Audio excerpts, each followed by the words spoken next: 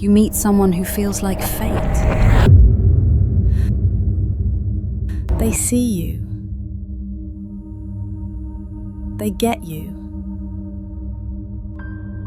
They love you harder than anyone ever has.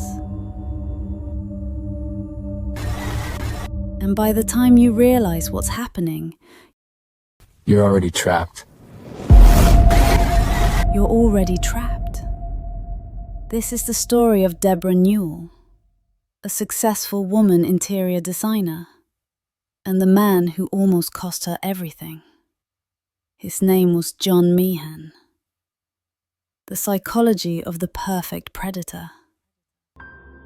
Before we go into what happened, you need to understand how it happened. Because John Meehan didn't just lie. He engineered belief. Emotional predators don't work like criminals in movies. They don't wear masks or hide in shadows. They walk right up to you, charming, confident, exactly what you've been looking for, and they use 4 weapons. Love bombing, overwhelming affection that feels like destiny, gifts, attention, texts every hour. I've never felt this way before. It's not love, it's a drug, and you're supposed to get addicted. An overwhelming torrent of affection, a whirlwind romance designed to disorient you, to make you feel chosen. Gaslighting, making you doubt your own reality. I know I left it here. You're imagining things. You're paranoid. When you question them, they flip it. You're paranoid. You're sabotaging us, making you question your memory, your sanity. I never said that. I'm sorry.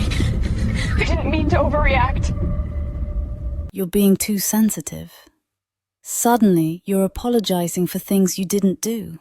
Maybe it is my fault. Isolation. Slowly separating you from the people who would see through them. Your friends don't really get you. They judge you. Your friends don't understand. Your family is jealous. Your family doesn't understand your connection. You don't need to go. We can have a quiet night together. It's better this way. People just complicate things.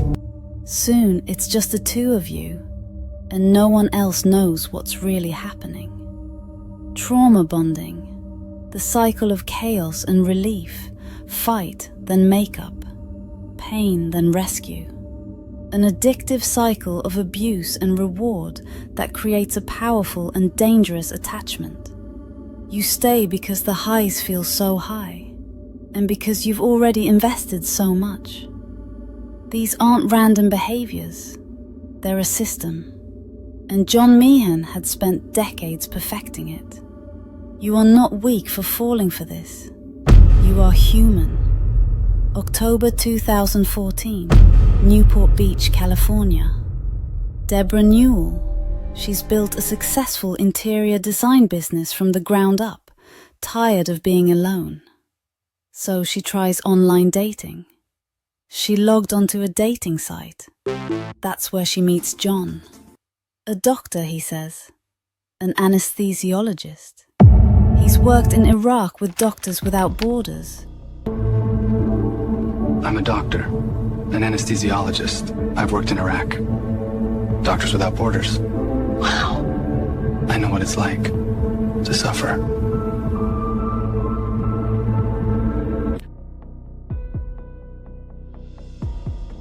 He's cultured. He's kind. He's been through his own pain, just like her. Their first date lasted for hours. Within days, he told her she was his soulmate. He mirrored her desires, her dreams. After just 2 months, John proposed. He's moved into her penthouse in Newport Beach. Her daughters, Jacqueline and Tara, don't trust him. They can't point to anything specific, just a feeling, something off. Debra was in love. It was a fairy tale. And when you're love bombed, red flags don't look red. Red flags don't shout. They whisper. Red flag, they look like jealousy, like negativity, like fear of your happiness. John tells her, they just don't want you to be happy. They're trying to control you. They can't stand to see you happy. And she believes him. The isolation had begun. Here's what Debra didn't know. John Meehan wasn't a doctor anymore. His medical license had been revoked. Twice. He was a con artist, a drug addict, a stalker, and he'd been doing this for 30 years. He had restraining orders from multiple women. He'd stolen drugs from hospitals. He'd faked cancer. He'd scammed elderly patients out of money. He'd threatened, manipulated, lied to everyone he'd ever been with. And no one had stopped him. Because he was good. He didn't just tell lies. He built entire realities. Fake businesses, fake medical credentials, fake heroism. He even faked going to work every day, leaving Debra's apartment in scrubs, then coming home hours later as if he'd been saving lives. But Debra's daughters weren't giving up. I need to know who he really is. Understood.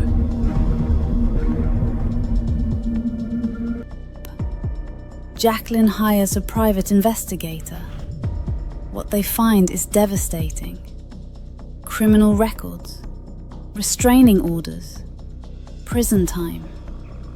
The anesthesiologist's backstory, a lie. The Doctors Without Borders service, a lie. His entire identity, constructed. The man Debra had married was a complete and total fabrication. When Jacqueline confronts her mother, Debra doesn't believe her. No, this can't be true. Mom, please, you know it is. This is what gaslighting does. It doesn't just make you doubt one thing, it makes you doubt everyone, even the people trying to save you. John tells Debra the records are fake, that his ex-wives are crazy, that Jacqueline is trying to control her. And for months, Debra chooses him. But love bombing only works for so long. Eventually, the mask slips. Debra starts noticing things. Money missing, strange behavior. He's using her credit cards. He's secretive. He disappears for hours. And then she finds the drugs. Bags of stolen surgical anesthetics hidden in her apartment. Syringes, prescription pads. She realizes her daughters were right. In August 2016, she files for an annulment. They'd gotten married in Las Vegas. Another manipulation tactic. Right this way, folks. We close in 10. That's fine. Sign here. Rings, left hands. Okay. Lock you in legally before you wake up. John doesn't take it well. The charming suitor vanished, replaced by a monster. He threatens her. He shows up at her home. He tries to manipulate her back. When that doesn't work, he tries intimidation. Debra gets a restraining order. But for a predator, rejection is a declaration of war. But John Meehan doesn't stop. He stalked her. He terrorized her with texts. He showed up at her office. He starts stalking Tara, Debra's youngest daughter. August 20th, 2016, Newport Beach. Tara Newell is 25 years old. She's walking to her apartment after spending time with her dog Cash. John Meehan was waiting in the parking lot. He attacks her. You okay, miss? What happened next was not a calculated move by a master manipulator. What happened next? Tara fights back. John Meehan had underestimated his target. Tara Newell, fighting for her life, disarmed him. And with his own weapon, she ended the threat. For good. She stabs him. John Meehan dies 4 days later in the hospital. Tara survives. And Debra finally realizes the man she loved never existed. This is a case study in psychological predation. Because John Meehan wasn't special. He was just experienced. And the tactics he used? They're being used right now. By men and women. In relationships, friendships, workplaces.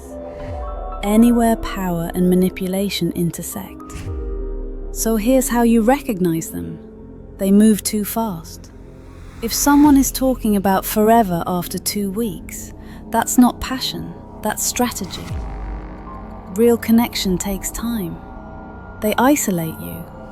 If they constantly criticize your friends, your family, the people who knew you before them, that's not protectiveness, that's control. They rewrite reality.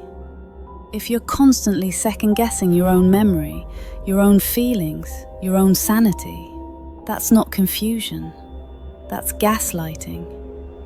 They have a tragic backstory. If every ex was crazy, every boss was abusive, every situation was someone else's fault, that's not bad luck, that's a red flag. This justifies their future behavior and your need to save them. Your gut screams at you, and you ignore it because their words are so convincing. Debra Newell ignored her daughters. She ignored the private investigator. She ignored her own instincts. You trust your intuition, your ability to read people. But what if the person you love is a complete fiction? Because manipulation doesn't feel like manipulation when it's happening. It feels like love. John Meehan spent 30 years destroying women, and he almost got away with it again.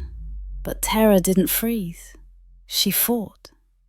And Debra finally saw the truth. The question is, would you?